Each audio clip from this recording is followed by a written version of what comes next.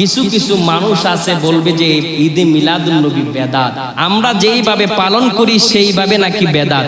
আমি বলবো যেইভাবে দাত সেইভাবে পালন করে আপনারা আমাকে দেখান।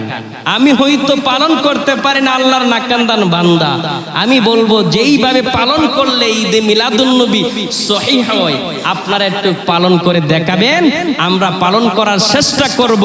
যদি আপনি পালন না করে বলেন যে ঈদে মিলাদুন নবী বেদাত, ঠিক হইল?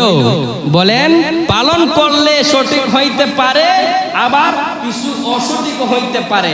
কারণ যে কাজ করে তারই শুদ্ধতা অশুদ্ধতা করার ব্যাপার স্যাপার থাকে।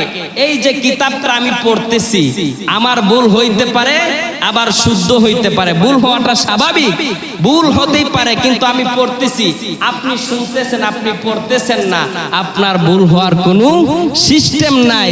এই জন্য আমরা ঈদে মিলাদুন নবী পালন করি, ভুল হইতে পারে কিছু দিকে, কিন্তু আমরা মনে করি ইমানদারের কোনো ভুল নাই। আমরা একমাত্র আল্লাহর নবীর মহব্বতে ঈদে মিলাদুন নবী পালন করি। কথা কোন ঠিক কিনা? আল্লাহ যেন আপনি আমাকে নবীর পথে, অলির পথে, গাউস কুতুবের পথে কবুল করে। সবাই বলেন আমিন।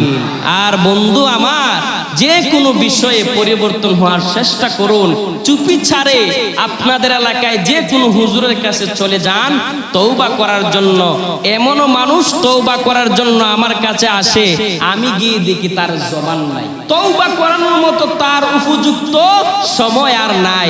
ওই সময় কি তওবা করাইবেন? ওই সময় বলে যে আর আল্লাহ জীবনে জিনা করব না, আল্লাহ জীবনে নামাজ ছাড়ব না, আল্লাহ জীবনে পরনিন্দা করব না, আল্লাহ জীবনে গুনার কাজ করব না। আল্লাহ বলে এই থাম, তোর এখন কোনো কিছু করার ক্ষমতা নাই। তুই বলস নামাজ ছাড়তে না, জিনা করতে না, মানুষের হক মারতে না, মানুষকে মারামারি করতে না, তোর তখন সময় নাই। তো ওই তওবাকে আল্লাহ কবুল করবে? বলেন আল্লাহ কবুল করবে? আল্লাহ বলেছে তওবা করো, দৈনিক কমপক্ষে 3 বার হলে আল্লাহর কাছে তওবা করো। আল্লাহ যেন তওবার সাথে আমাদেরকে মৃত্যুবরণ করার তৌফিক দান করে। সবাই বলেন আমিন।